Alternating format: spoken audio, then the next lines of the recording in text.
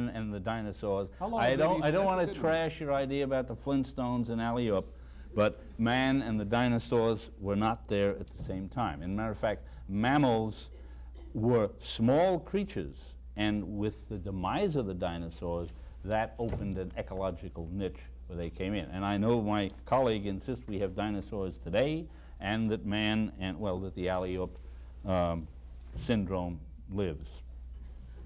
I'd like to get into that one. I'm going to get into that. Dinosaurs today. I don't want to wipe out anybody who's eating Flintstone vitamins. They're good for you. Take them.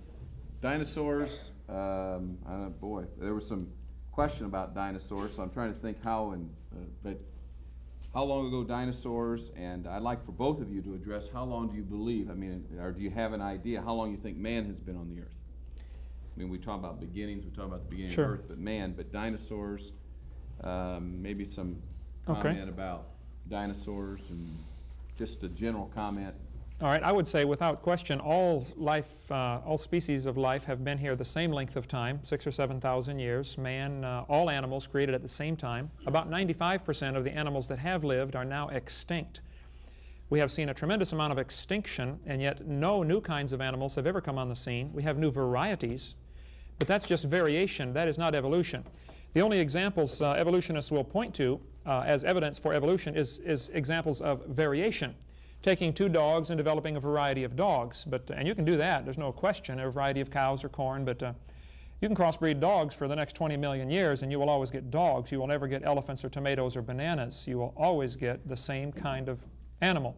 I didn't say that only. I said well, generally. One of the ways Sure, in which we preserve large masses, right. Yes. There are trillions of fossils available to study, and yet no intermediate fossils from one kind to another. So it's not that to me, that's a perfect proof of a great catastrophe, the worldwide flood. The top 3,000 feet of Mount Everest, from 26,000 to 29,000, is all sedimentary rock containing millions of seashells and water-dwelling creatures. So the Earth definitely was... There's another hour. Worldwide flood. No question. The worldwide flood explains the fossils, why there are so many of them. What's a cubit? he's heard Bill Cosby too, hasn't he? I know that one. Yeah, right. Bill Cosby, straighten that one sure. out. So the creationist explanation of fossils is very simple. I agree they have to be preserved in the absence of oxygen, and a worldwide flood burying them in hundreds or thousands of feet of sediment would quickly cause the formation of fossils. Wood can petrify in good conditions in 30 to 50 years. There have been petrified pallets dug up in Tennessee, a church I just preached at. They had an old pallet shop where they had accidentally covered some 30 or 40 years ago, and when they just uncovered them here recently, they had petrified, turned to solid rock. Iowa farmers pulled up some fence posts that had been in the ground 50 years, and they had petrified from ground level down in 50 years. So the worldwide flood would have caused all the fossils. And it's not that there aren't enough fossils to study. There are trillions of fossils, but there aren't any intermediate fossils to study because they bring forth after their kind, exactly like the Bible says. There has been no evolution in the sense of changing from one kind of animal to another. Dinosaurs have always lived with man. Man is responsible for killing them off. That's where all the legends of the killing of the dragons come from. And a few species, like Apatosaurus, 30 foot long, are still in Africa right now. I've got a green book on the table. Dr. Roy Mackal, an avid evolutionist, has been over there twice. There have been 12 expeditions to the central Congo swamp in the last 12 years to try to photograph the Apatosauruses still living there.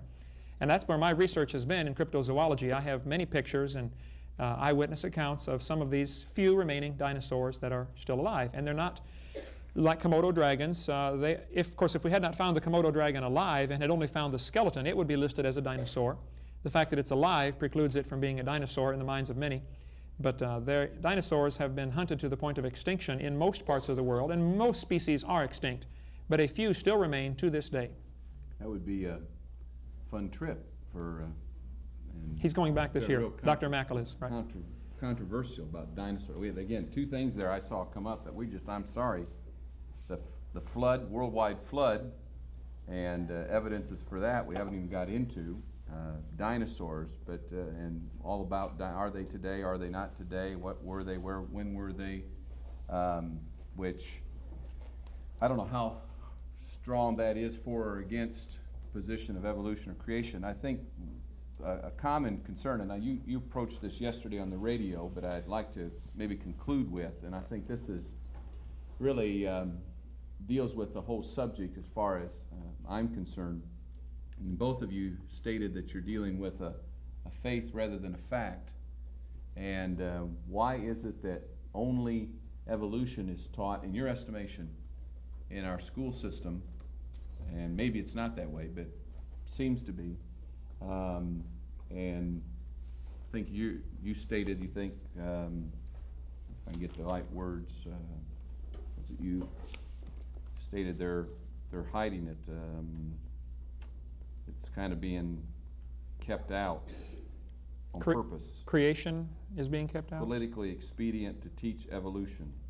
It's the currently accepted theory. Just like the flat Earth, you know, when everybody believed flat Earth, you didn't dare teach anything else, or geocentric theory. We're or dealing anything. with theories. So the theory, what's your theory? Why it's not being, why evolution is being taught as fact rather than theory? Well, because the implications Which of I can document that. Sure. Oh, I've got many hundreds of the public school textbooks myself. I collect them, but the implications of creation are unacceptable to many. If this world was created, then there may be a creator that they have to be accountable to, and I'm convinced that's a strong underlying reason. The second thing, I think, is majority opinion. People are afraid to go against their colleagues' opinion, and they know they will be censored out or ridiculed. You don't dare go against the established scientific dogma.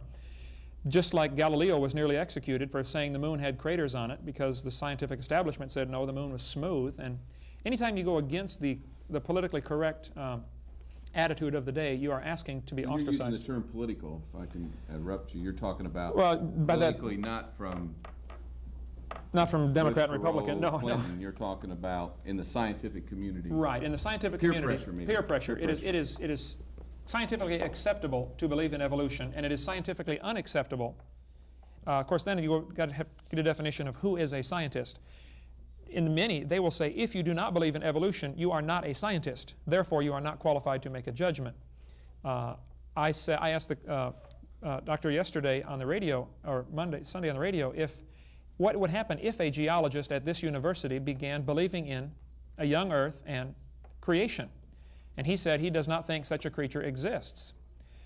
In other words, if you believe in creation, and I don't want to put words in his mouth, but if you believe in creation and if you believe the Earth is young, you are no longer a qualified geologist.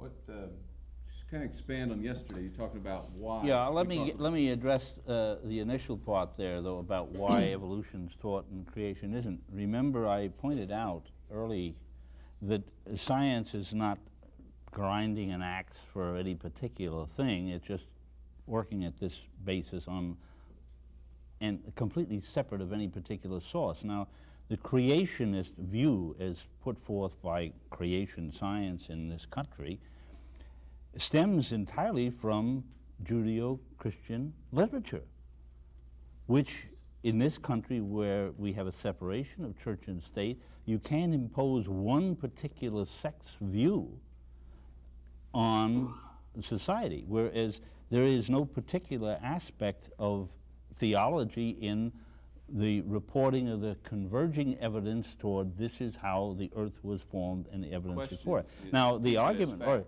let me get the first numbers that you paused to write down. Read those back that he made mention of 94% of the people believe in such and such and do not believe.